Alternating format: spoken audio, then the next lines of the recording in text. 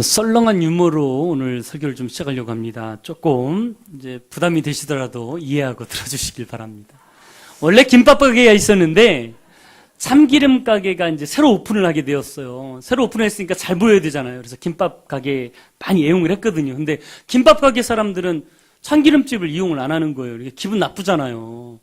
찾아가지고 따졌어요. 왜 이렇게 인색하냐고. 아니, 새로 오픈을 했으면 좀 도와주고 상부상조하며 살아야지. 자기들만 우리는 이렇게 애용하는데 왜 안 하냐. 막 그렇게 따졌더니 자기는 싫다는 걸 원래 거래하던 데 했으니까 그냥 하겠다는 거예요. 그래가지고 싸움이 붙었어요. 그래가지고 참기름이 김밥을 엄청 때렸네요. 그랬더니 옆구리 터지고 막 그래가지고 난리가 나서 경찰이 출동을 해가지고 이제 싸움이 다 잦아졌어요. 근데 이 감옥에는 김밥만 가게 되었단 말이죠. 왜일까요? 참기름이 고소해서. 아직도 이해를 못 하셨나요? 오늘 본문 말씀이 고소에 대한 말씀이라 제가 좀 썰렁하지만 제가 양해를 구했잖아요. 용서하시고 오늘 말씀을 좀 시작하겠습니다. 자, 오늘 예루살렘에 있던 대제사장들과 장로들이 이제 법률 전문가인 이 더둘로라고 하는 변호사를 대동해서 사도 바울을 고소하는 장면이 오늘 성경에 나와 있습니다. 자, 1절, 2절을 함께 다시 한번 읽어볼까요? 자, 1절, 2절 함께 읽습니다. 시작. 닷새 후에 대제사장 아나니아가 어떤 장로들과 한 변호사 더둘로와 함께 내려와서 총독 앞에 바울을 부르매 더둘로가 고발하여 이르되, 이 더둘로라고 하는 사람을 대동해서 법을 잘 알았던 변호사니까 법을 연구하고 별로 알았던 변호사를 대동해서 사도 바울을 고발하고 있는 장면이 오늘 성경에 기록되어 있습니다. 내용인즉슨 그렇습니다. 좀 앞에 내용을 조금 건너뛰었기 때문에 좀 설명을 하면, 사도 바울이 예루살렘에서 체포를 당한 이후에 그곳에서도 계속해서 자기의 부당함을 주장하기보다는 예수님에 대해서 증거하고 간증하고 나를 만나신 하나님을 계속 증거했잖아요. 우리가 지난주에 간증에 대해서 좀 살펴봤지만, 간증을 통해서 하나님을 더 알리니까 오히려 그것 때문에 더 핍박과 어려움을 당하게 되죠. 그러다가 사도 바울이 자기가 로마의 시민권을 가지고 있는 사람이라는 것을 그 법정에서 알리게 됩니다. 그러니까 이제 사실 로마 시민권을 가지고 있는 사람은 어떤 범죄를 저질렀다 할지라도 로마에 가서 로마의 황법에 의해서 재판을 받게 되어 있었습니다. 그러니까 자기들끼리 재판을 해서 처벌하거나 그럴 수가 없단 말이죠. 그 당시에는 로마가 전 세계를 통치하던 시대니까 그만큼 로마 시민권이 힘을 발휘하던 시대예요. 그러니까 가장 위험한 상황은 그 로마 시민권을 가지고 있었기 때문에 넘어갔죠. 그러니까 정식으로 이 고발을 하고 재판을 해서는 사도 바울을 어쩔 수 없다라는 생각을 가지고 있었던 유대인 급격한 무리들이 습격을 해서 사도 바울을 암살하려는 시도까지 있었습니다. 우여곡절 끝에 그렇게 지나가고, 그 당시에 로마를 그 사도 바울을 책임지고 있던 로마의 천부장이 사도 바울을 보호하기 위해서 이 사도 바울을 어디로 보내냐면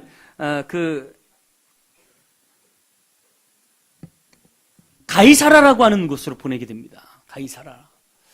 그러니까 사도 바울을 책임지고 있던 로마의 천부장에게 있어서도 이 로마의 시민권을 가지고 있던 사도 바울이 중요한 인물이었죠. 시민권을 가지고 있는 사람이 자기의 테두리 안에 있다가 암살을 당하면요, 그 책임을 자기가 다 물거든요.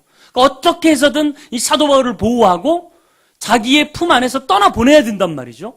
그래서 황제 앞에 세워서 재판을 받게 해야 자기는 책임을 면하기 때문에 사도 바울을 보호하기 위해서 가이사라라고 하는 곳에 그 당시에 로마의 총독부가 있었기 때문에 그곳에 감옥에 사도 바울을 가두게 됩니다. 거기에서 2년 동안 옥살이를 하게 되는데, 그 와중에 가이사라에서 옥살이를 하고 있던 중에 그 당시에 예루살렘의 최권위자였던 대제사장과 장로들이 이대로 둘 수는 없다. 우리가 가이사랴까지 가서 그 사람이 잘못했음을 밝혀야 되겠다. 그리고 법률단, 변호인단을 구성해가지고 법무법인 더둘로에게 이제 부탁을 해서 이제 와가지고 고소를 하는 장면이죠. 사실 사도 바울이 어떻게 보면 억울하게 지금 고소당하고 있는 상황이긴 하지만 그 당시에 바울을 고소했던 이 사람들의 말을 잘 들어보면 바울이 어떤 방향으로 사역했는지가 나와요.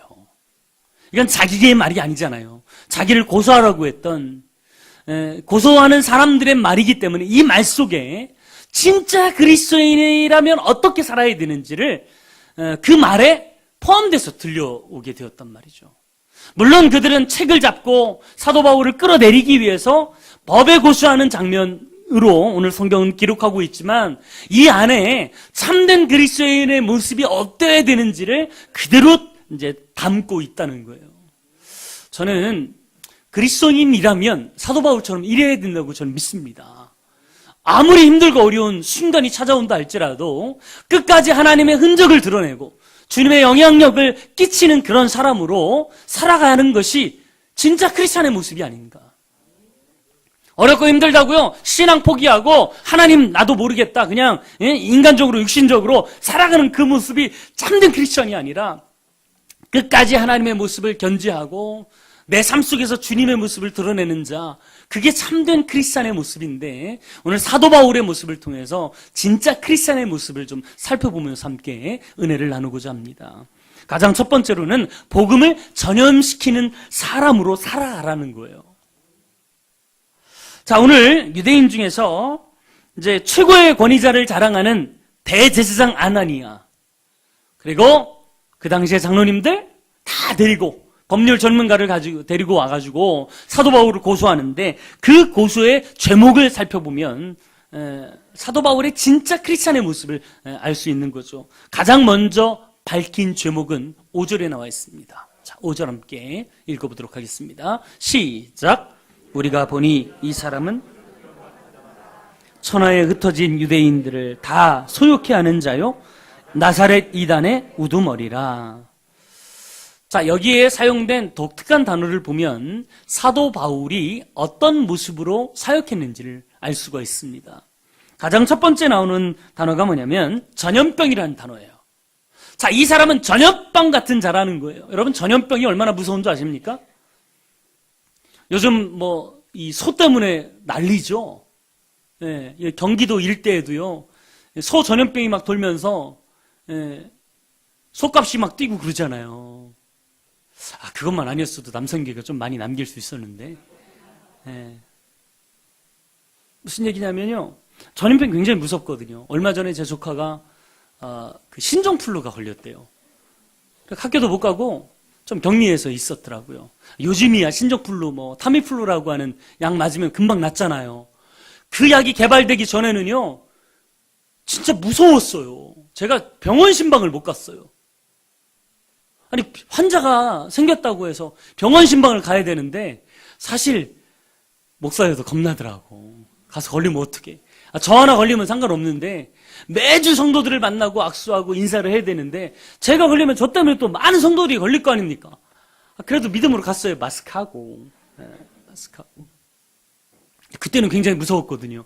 왜? 치료약이 없었기 때문에 급속도로 막 그 신종플루가 퍼지면서 병원 가니까 아수라장입니다, 정말. 격리 수용하는 데가 따로 있더라고요. 거기 들어가지 말라 그러는데 하여튼 들어가가지고 막 손 붙잡고 기도해줬어요. 지금도 잘 살고 계세요. 지금도. 근데 그렇게 해보니까 전염병이 무서운지 피부로 느끼겠더라고요. 사실 유럽권을 이렇게 휩쓸었던 패스트라고 하는 흑사병도요, 얼마나 많은 사람들이 그 병 때문에 죽었습니까? 인류의 재앙이라고 할 만큼 무서운 병이 그런 전염병 아니겠습니까? 사도 바울을 가리켜서 전염병이라고 말할 때는 이런 질병을 말하는 거예요. 또 하나의 단어가 뭐냐면 그 다음에 유대인을 다 소요하게 하는 자라. 소요라고 하는 단어가 나오는데 이 소요라고 하는 단어는 폭동이 일어났다는 거예요. 사도 바울이 복음을 전했는데 이게 얼마나 파급력이 컸는지. 흩어진 유대인들, 그 당시에 디아스포라라고요. 원래 유대인들은 이 가나안 땅에서 살았었는데 이 로마나 다른 나라가 침공하면서 유대인들을 전 세계로 흩어놨습니다. 그래서 신앙을 가진 유대인들, 이들이 고향에 살지 못하고 이방에 다 흩어져서 사는 사람들, 디아스포라 이렇게 이제 명명했는데, 이 사람들이 곳곳마다 살고 가는 곳마다 회당이라는 곳을 만들어 가지고 모여서 하나님의 말씀을 읽고 듣고 연구하고 그렇게 살아왔단 말이죠. 그래서 그들의 신앙의 전통성을 유지하면서 살아왔는데, 사도 바울이 가면서요, 그 회당이라는 회당은 다 다니면서 예수님을 증거한 거예요. 그러면서 복음이 들어가고 새로운 이제 믿음을 가진 교회가 생겨나고, 그러면서요, 유대교 입장에서 볼 때는 저 전염병 같은 거라는 거죠. 전국에 흩어진 유대인들 다 찾아다니면서 복음이랍시고 증거해가지고 막 그들이 또 다른 세력을 만들고 유대교에서 빠져나가고 이러니까 유대교 입장에서 보면 위기가 느껴질 정도로 사도 바울이 파급력이 컸다는 거예요. 파급력이 컸다.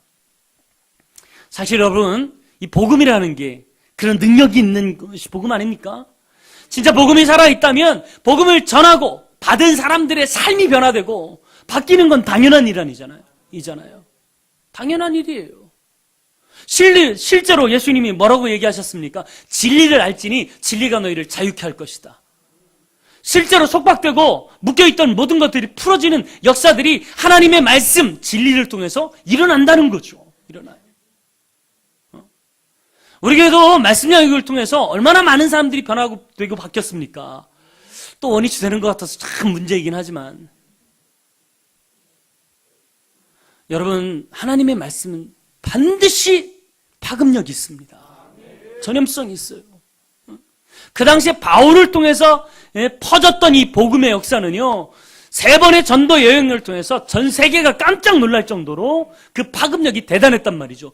실제로 전염병처럼 수많은 곳에서 복음의 위력들이 나타나는 거예요.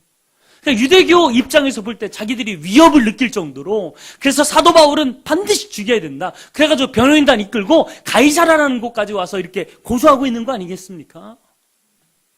자, 여러분 보세요. 자, 1세기에 바울이 믿었던 복음과 우리가 믿는 이 복음이 다른 복음입니까? 다른 복음이에요? 똑같은 복음이잖아요. 그들이 믿는 하나님이 우리가 믿는 하나님 맞잖아요, 여러분. 그렇다면 우리가 가지고 있는 이 복음 또한 영향력 있는 복음으로, 그렇게 복음을 퍼뜨리는 자로, 전염성 있는 복음을 가지고 살아가는 자로 우리가 살아야 진짜 크리스찬의 모습을 가지고 살아가는 거 아니겠냔 말이죠. 여러분, 복음을 전염시키며 사는 저 여러분들길 간절히 바랍니다. 주변에 아직 교회 다니지 않는 사람들, 예수 믿지 않고 또 종교적으로 일요일만 되면 성경 끼고 교회 다니는 사람들, 여러분, 그런 사람들에게 진짜 살아있는 예수님을 전해서 예수 믿게 하고 예수님 만나게 하고 복음이 그들의 삶을 변화시키도록 그렇게 만들어주는 게 우리의 역할 아니겠냔 말이죠. 사도 바울은 그렇게 살아본 거예요. 그래서 지금 세상 사람들에게 고소당하고 있는 거죠. 고소당하고 있는 거예요. 저는 지금 이 시대의 교회가 왜 이렇게 영향력을 잃어버렸을까? 2가지라고 생각합니다. 진짜 복음의 참 맛을 알지 못하든지, 아니면 알았다 할지라도 입 닫고 살든지, 둘 중에 하나예요. 진짜 내 삶을 변화시키는 하나님을 내가 믿고 산다면 이제는 입을 벌려서 우리 주변을 전염시키는 축복이 있길 간절히 바랍니다. 그것이 진짜 크리스찬의 모습이라는 거죠. 2번째, 그리스도 중심으로 살아야 된다는 거예요. 오늘 5절에 보면 또 하나의 고수제목이 나와 있습니다. 마지막에 보면 나사렛 이단의 우두머리다, 그런 표현이 나옵니다. 나사렛 이단의 우두머리다. 여러분, 이것은 사도 바울이 철저하게 예수님 중심으로 살았음을 보여주고 있는 단어입니다. 사실 예수님의 별명이 나사렛 사람이라는 별명을 가지고 있었습니다. 마태복음 2장 23절에 보면 나사렛이라는 동네에 가서 사니 이는 선지자로 하신 말씀에 나사렛 사람이라 칭하리라 하심을 이루려 하십니다. 자, 나사렛이라는 동네에 가서 왜 예수님이 사셨습니까? 나사렛 사람이라고 칭함을 받을 것이라고 하는 성경 말씀을 이루기 위해서 예수님이 나사렛이라는 곳에 가셔서 사신 거예요. 그러니까 예수님 이름 앞에는 늘 나사렛 예수라는 이 나사렛은 지명 이름이 붙어 있다는 거죠. 바울이 다마섹에서 예수님을 만났을 때에도 예수님이 어떤 말씀을 하셨냐면, 자, 사도행전 22장 8절 말씀입니다. 사도행전 22장 8절 말씀에 보면 뭐라고 고백하고 있냐면, 내가 대답하되 주님 누구시니까 하니 이르시되 나는 내가 박해하는 나사렛 예수라. 나는 내가 박해하는 나사렛 예수다. 예수님께서도 자신을 표현하면서 나사렛 예수라는 표현을 썼단 말이죠. 열린다라고 하는 시리즈를 편찬해서 유명해진 류모세 선교사님이 계십니다. 요즘 서점에 가면 그분의 책이 베스트셀러죠. 근데 그분이 설명을 할 때 이 나사렛이라고 하는 단어는 메시아 그리스도를 나타내는 단어다라고 강하게 이야기를 해요. 그 이유가 뭐냐면 이 나사렛이라고 하는 단어의 히브리 원어는 나찌라트라고 하는 단어입니다. 나찌라트라고 하는 단어는 원래 올리브 나무의 뿌리에서 새로 나온 가지라는 뜻을 가진 이 넷제르라고 하는 단어에서 파생된 단어가 나찌라트라는 단어라는 이야기죠. 여러분, 뿌리에서 줄기가 나왔는데 그 줄기를 넷제르라고 한다는 거예요. 나사렛이라고 한다는 거예요. 이사야에 보면 그런 표현이 나오죠. 예수님을 지칭해서 뭐라고 설명하고 있냐면 이사야 11장 1절 말씀에 보면 이새의 줄기에서 한 싹이 나고 그 뿌리에서 한 가지가 나서 결실할 것이다. 뿌리에서 한 가지가 나서 결실한다? 뿌리에서 한 가지가 난 것이 나사렛인데 오늘 이 이사야 성경은 예수님을 가르쳐서 이 메시아를 예수님으로 통칭하면서 그런 표현을 썼단 말이죠. 그러니까 이 나사렛이라고 하는 표현은 예수 그리스도를 상징한다. 그렇게 볼 수 있는 거예요. 무슨 얘기냐면 지금 이 유대인들, 그 유대교의 최고 지도자들, 변호사들이 볼 때에도 사도 바울은 예수 믿는 사람이었어요. 사도 바울의 삶 속에 예수 그리스도가 드러나는 거죠. 그래서 그를 예수 믿는 사람들의 우두머리다 그렇게 표현한 거예요. 사실 실제로 그리스도인이라고 하는 이 호칭이 불리어지게 된 것은 안디옥 교회에서 시작되지 않았습니까? 우리가 이미 예전에 설교를 통해서 그걸 살펴봤지만 그 당시에 이 안디옥 교회에서 그리스도인이라는 호칭이 불리어지기까지는 그런 일이 있었습니다. 자, 안디옥에 교회가 세워졌습니다. 믿음의 사람들이요 다 예수 안에서 말씀으로 훈련받고 그들이 그 안에서 정말 예수님의 삶을 살아가기 시작하니까 믿지 않는 사람들이 볼 때에도 야, 저 사람들 삶 속에 예수님이 보이는 거예요. 그리스도가 보이는 거예요. 그래서 믿지 않는 사람들이 야, 저 사람들 그리스도인이네 그렇게 붙여준 겁니다. 불림을 받았다고 그랬거든요. 성경에 보면. 그러니까 나는 예수 믿는 사람이야 라고 이야기한 게 아니라 불신자들이 볼 때 저 사람은 예수 믿는 사람이구나 라고 불리어진 거거든요. 그게 그리스도인의 이 호칭의 이 출발점이었다는 거예요. 자, 오늘 사도 바울이 법정에서도 똑같은 이야기를 듣습니다. 사도 바울은 예수 믿는 사람 내 우두머리다. 저 사람 삶 속에 주님이 보인다는 거예요. 그리스도가 보인다는 거예요. 그리스도가 보인다. 그만큼 사도 바울은 예수님 중심으로 살았습니다. 예수님 중심으로. 안전하서나 주님의 이야기를 하고 주님의 흔적을 드러내고 주님의 사랑을 표현하고 영원 사랑에 대해서 열심히 증거하며 살았던 사람이 사도 바울이에요. 그래서 사도 바울의 삶 속에는 그리스도의 이야기가 항상 중심이 되었다는 거예요. 자, 우리의 삶은 어떻습니까? 사도 바울 정도 되면 당연한 얘기 아닙니까? 근데 그 당연한 이야기를 왜 우리는 못하고 있냔 말이죠. 우리도 똑같은 그리스도인인데. 자, 명절이라고 가족들 다 만나서 이야기 많이 하셨죠? 윷놀이도 한번 하셨나요? 네. 그러면서 여러분 무슨 이야기를 많이 하십니까? 자녀들 자랑? 우리 자녀가 이번에 1등 했는데 말이지 참. 누구 자신인지 모르겠다고. 왜 친척들 모이면 몇 등 하는지를 이렇게 물어보나 모르겠어요. 꼭 키 재보고 비슷한 또래에다 우리 아이가 크네 작네. 그거 가지고 좀 위안을 삼으려고 그러시나. 저 어렸을 때는요 친척식 가는 게 그렇게 싫었어요. 맨날 비교했거든요. 큰 집 형들이 좀 공부를 잘했어요. 이대 나오고 다 그랬거든요. 맨날 비교하는 거예요. 요즘 몇 등 하냐고. 우리 아버지한테도 안 알려주는 등수를 왜 물어보냐고 도대체. 주님만 아시지. 근데 여러분, 우리가 이야기를 하면서 그 이야기의 대부분이 내 이야기가 아니냔 말이죠. 내 이야기. 얼마나 많이 주님의 이야기를 하고 있냔 말이에요. 만나는 사람마다 함께 어울리는 사람에게 주님의 이야기, 주님 만나서 감격한 이야기, 삶의 변화된 이야기, 주님 때문에 기뻤던 이야기들을 얼마나 많이 여러분의 이야기 속에서 하고 계시냔 말이죠. 오늘 사도 바울은요, 감옥에 가도 법정에서도 끊임없이 그 이야기를 하잖아요. 내가 만난 하나님, 나를 변화시킨 예수님의 이야기를 하고 있어요. 그러니까 사도 바울을 보면서 예수 믿는 사람이라 이야기하고 그 사람의 우두머리라 이야기하는 거예요. 우두머리라.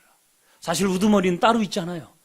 베드로가 훨씬 더 영향력 있는 초대교회 사도였는데도 불구하고 왜 이 법정에서 바울을 우두머리라고 칭할 수밖에 없었는가?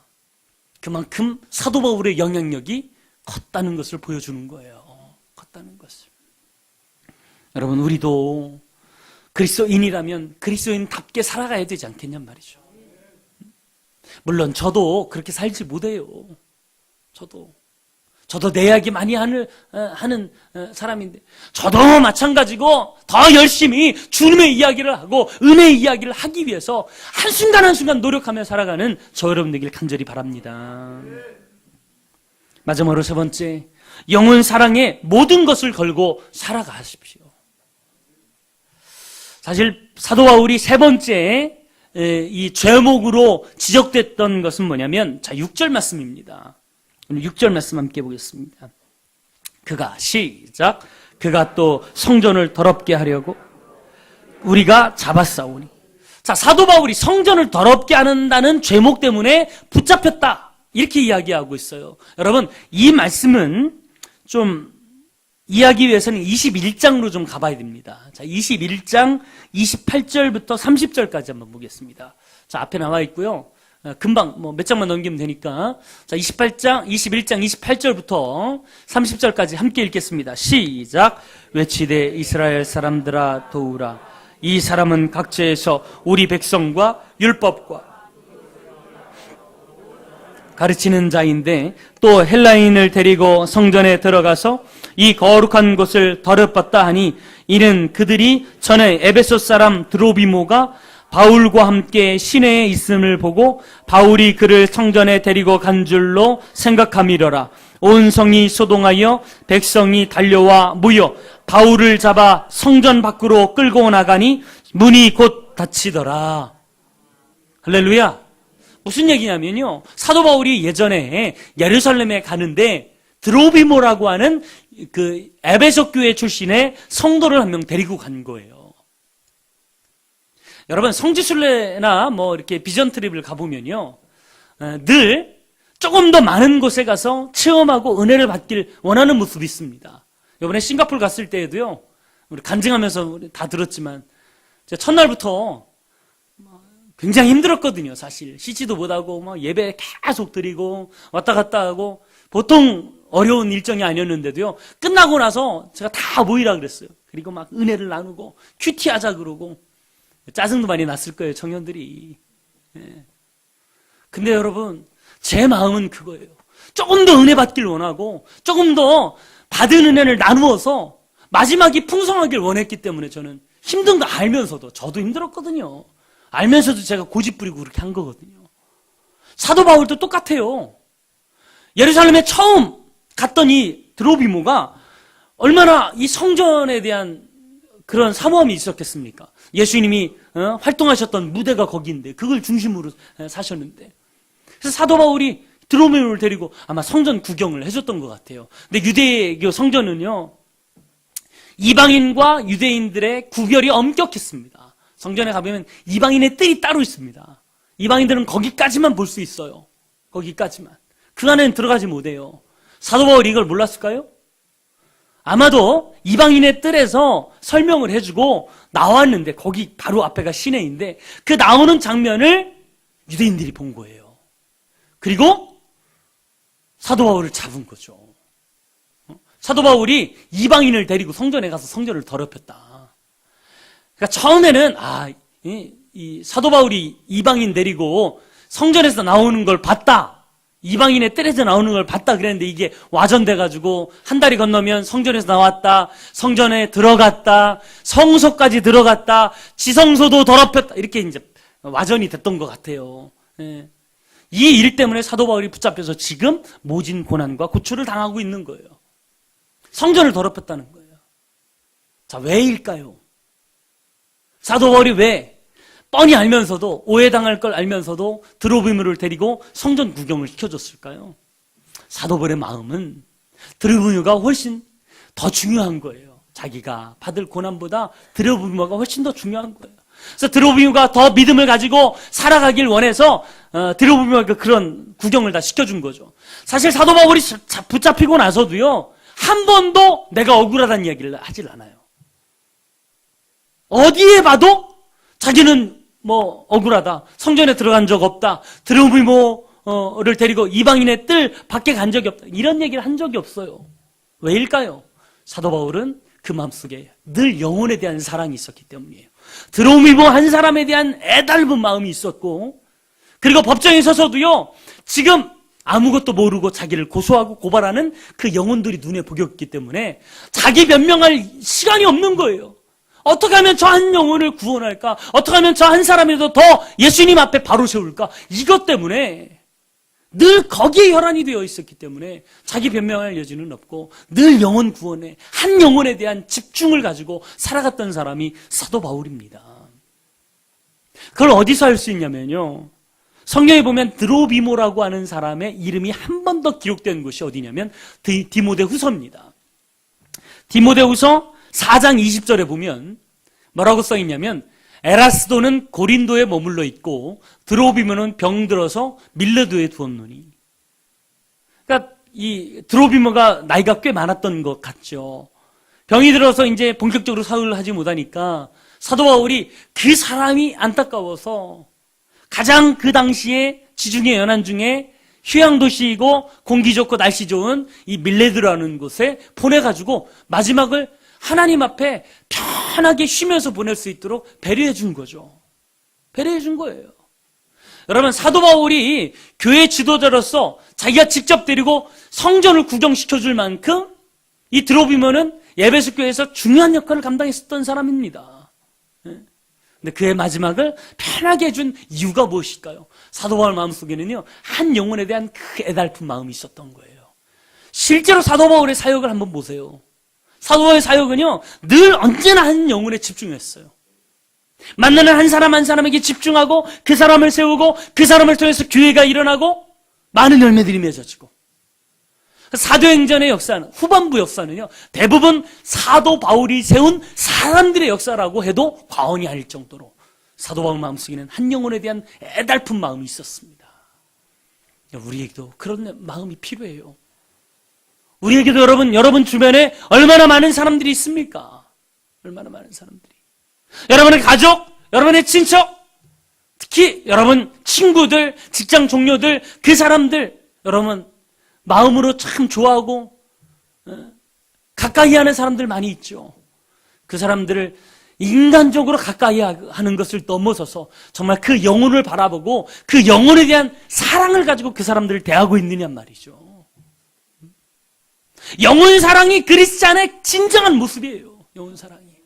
그렇다면 우리가 그 마음 가지고 살아가야 되지 않겠냔 말이죠. 비록 그 사람 때문에 억울한 일을 당해서 감옥에 갇혔을지라도 전혀 그 사람 핑계 대지 아니하고 끝까지 그 사람을 사랑하고 그 사람에 대해서 애절한 마음으로 그 사람을 세우기 위해 노력하는 사도 바울의 모습이 이제 우리의 모습이 되지 않겠냔 말이에요. 여러분, 얼마나 우리는 그런 마음으로 살아가고 있습니까? 마틴 루터킹 목사님이 노벨 평화상을 받고 수상 소감으로 성경 구절 하나를 마지막에 넣습니다. 그게 어디냐면 요한일서 4장 7절 말씀입니다. 사랑하는 자들아 우리가 서로 사랑하자. 사랑은 하나님께 속한 것이니 사랑하는 자마다 하나님으로부터 나서 하나님을 알고 사랑하지 아니하는 자는 하나님을 알지 못하나니 하나님은 사랑이심이니라. 이야기를 할 거예요. 그리고 마지막에 이런 고백으로 마무리합니다. 사랑만이 세상의 모든 문제를 해결할 수 있는 유일한 열쇠입니다. 사랑이 없으면요, 세상에 있는 모든 분쟁, 어려움들을 해결하지 못해요. 실제로 1968년 2월 9일 그는 그의 할아버지가 목회를 하고 아버지가 동역했던 그의 모 교회 에베네셀 침례교회에서 마지막 설교를 하면서 사실상 그의 모든 유언을 그 교회에서 메시지로 남깁니다. 여기 계신 분들 가운데 내가 죽는 것을 보실 분들이 있다면 나를 위해 긴 장례식을 준비하지 말라고 장례를 치르는 사람들에게 알려주십시오. 긴 조사도 하지 말라고 이야기해 주십시오. 또 내가 노벨 평화상을 수상했다는 사실도 언급하지 말라고 이야기해 주십시오. 그리고 그 외에도 내가 300~400개의 상을 받은 것을 언급하지 말아 주십시오. 하란 얘기인지 말란 얘기인지. 아무튼 그분은 그렇게 이야기를 했어요. 그러면서 무슨 이야기를 하냐면 그것들은 하나도 나에게는 중요한 것이 아닙니다.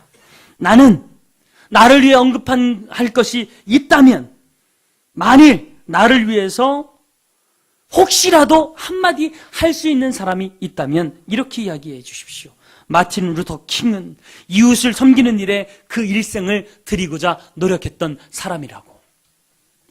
그리고 무엇보다 누군가를 사랑하고자 노력했던 사람으로 나는 기억되길 원합니다. 실제로 그 설교를 하고 2달 후에 암살자의 총에 의해서 마틴 루터 킹 목사님은 갑자기 세상을 떠나세요. 유언도 하지 못하고 떠나세요.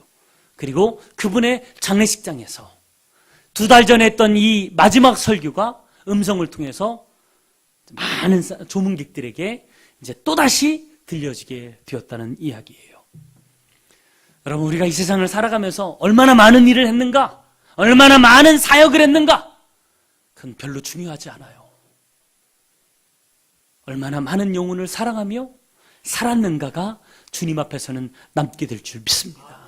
영혼 사랑을 위해서 우리가 애달픈 마음으로 마틴 루터 킹 목사님처럼 사도 바울처럼 한 영혼에 집중하며 살아가는 저 여러분 되길 간절히 바랍니다. 사랑하는 여러분, 지금 이 시대에는 반드시 필요한 사람이 크리스찬입니다. 명목상 크리스찬이 아니라 진짜 크리스찬의 모습을 갖춘 사람, 사도 바울처럼 마지막까지 하나님을 사랑하고 복음을 전파하고 그리스도 중심으로 살아가는 그 한 사람을 하나님은 지금도 찾고 계시는 줄 믿습니다. 저를 그런 사람 되어서 정말 주님이 원하시는 그 교회 만들어가는 저 여러분들 간절히 바랍니다.